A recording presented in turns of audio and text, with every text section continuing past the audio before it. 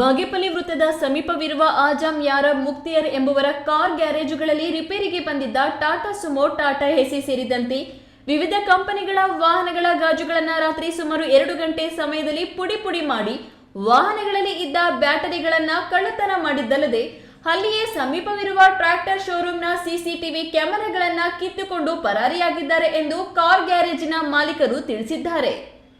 ಬೆಳಗ್ಗೆ ಕಾರ್ ಗ್ಯಾರೇಜ್ನಲ್ಲಿ ಕೆಲಸ ನಿರ್ವಹಿಸುವ ಮೆಕ್ಯಾನಿಕ್ ಗ್ಯಾರೇಜ್ ತೆಗೆಯಲು ಬಂದಾಗ ಗಾಜುಗಳು ಪುಡಿಯಾಗಿರುವ ದೃಶ್ಯಗಳು ಕಂಡು ಚಿಂತಾಮಣಿ ನಗರ ಪೊಲೀಸ್ ಠಾಣೆಗೆ ಮಾಹಿತಿ ಮುಟ್ಟಿಸಿದ್ದಾರೆ.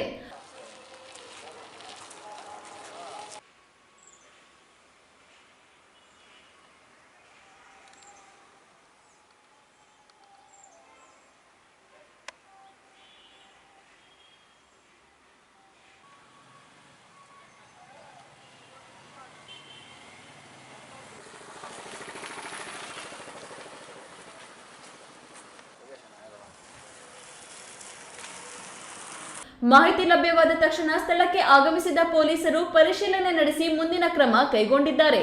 ಇನ್ನು ರಾತ್ರಿ ನಡೆದಿರುವ ಘಟನೆಯಲ್ಲಿ ವಿವಿಧ ವಾಹನಗಳ ಬ್ಯಾಟರಿಗಳು ಕಳ್ಳತನವಾಗಿರುವ ಬಗ್ಗೆ ಶಂಕಿಸಲಾಗಿದೆ. ಬಿ. ದೇವಪ್ಪ, ಈ ನ್ಯೂಸ್ ಟಿವಿ, ಚಿಂತಾಮಣಿ.